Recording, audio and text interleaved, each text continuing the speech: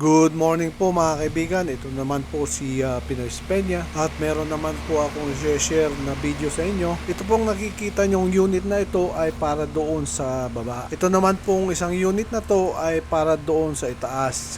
Kung makikita nyo na hindi po ito umaandar. At syempre, ang una po natin tinignan yung kanyang breaker. At nang buksan ko po itong breaker box, ito po ay naka-off. Sa dami na po ng aking experience, minabuti nating tanungin sa may bahay kung ano ba ang nangyari. At tinignan na pala ito ng isang AC technician na ang sabi daw ay kailangan na pong palitan yung compressor. At umuo na raw ito at nakakadalawang linggo na po ay hindi pa raw binabalikan. Bago po ang lahat, huwag nyo pong kalimutang mag-likes at mag-subscribe. At i-share na rin po ang ating video.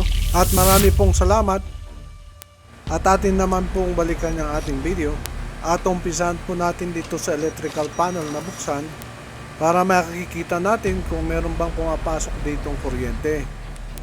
At syempre, huwag po natin kalimutan na ilagay sa voltage yung ating tester. At ito naman sa dalawang terminal na ito, dito naman natin ilalagay ang ating lead. At kailangan din po natin mag-ingat dahil 220 volts po ang lumalabas dito.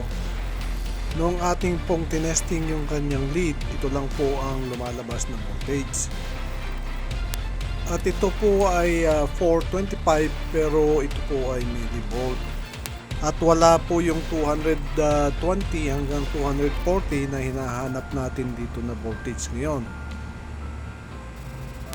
At ating po i-close up yung ating camera para makita natin sa ating tester kung nasaan ba yung millivolt.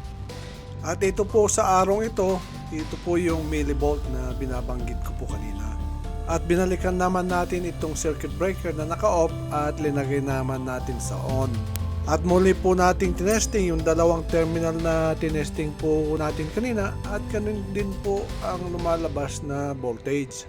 Tayo naman po ay nagtungo sa kanilang electrical panel at doon po natin tinignan. At ang napansin ko po kagad ay yung isang breaker ay naka-off po. At pangalawa po ang napansin po natin dito ay yung air condition 1 at yung air condition 2. Kaya minabuti po natin na buksan ito pong panel para makita po natin kung ano pong nakakonekta at hindi po nakakonekta. At isa-isa naman nating tinesting yung mga breaker at yung dalawang air conditioning 1 at saka 2 ay gumagana naman po. At napag-alaman din natin na itong 1 and 2 ay para doon sa kanilang furnace. Ibig kong sabihin yung mga unit po doon sa loob ng bahay. At mukhang magulo nga po kasi yung pagkakalagay ng label dito sa ating mga circuit breaker. At muli nating binalikan itong labeling ng kanilang panel. At ito ang napansin nating solar breaker ay dalawa. At naka-off naman po yung isa. Kaya alam na this na itong naka-off na breaker na to ay ito ang pumunta doon sa ating unit na hindi nag-go on. Ngayong alam naman natin wala naman tong diferensya o short itong breaker na to, pwede na po natin siyang i-on. Balikan naman po natin itong ating condenser at ating testingin uli yung ating terminal kung meron na ba itong 220 hanggang 240 na voltage.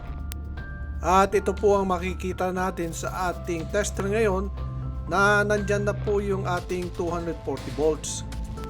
At ngayon naman nandyan na po yung 240 volts. Pwede na po natin ipa-on sa loob ito. Sa ngayon pong nakita po natin yung voltage na hinahanap natin ay hindi naman po nangangahulugan na gagana po itong ating compressor. Kaya ang pinakamaganda po dito ay ating pong paandarin at ating pong obserbahan. Kaya i-off muna natin itong ating breaker para may balik po natin ng maayos yung electrical panel ng ating unit. At syempre po gusto ko lang ding idagdag na marami ding mga AC technician na maraming alam po at matitino. At syempre rin mas maigi pa rin marami tayong nalalaman kahit na tayo po ay nagpapagawa na alam natin ng konti. At syempre, binalikan naman po natin yung panel at linagyan po natin ng tape na temporary para sa pagbalik po natin dito, tsaka naman po natin na palitan yung leveling. At may dagdag ko lang po bakit po si Pinoy Peña ang gumagawa nitong air conditioning. Syempre, meron po tayong CFC license at 609 Clear Air Act. Ito pong lisensya nito ay saklaw niya po halos lahat ng may freon. Kaya pati po automotive ay pwede po tayong gumawa. At yan na nga po na umandar naman na yung ating compressor at hindi naman po nag-trip yung ating breaker. At syempre po inobserbahan po natin ito ng sandali at kinumusta naman natin yung may-ari ng after 2 days po. Na hanggang ngayon ay gumagana pa po yung ating ginawa. At maayos naman daw yung lamig. Hanggang dito na lang po ang ating videos. At syempre lagi po nagpapasalamat si Pinoy Peña. At huwag niyo pong kalimutan na abangan yung susunod na ating video. At muli, marami pong salamat.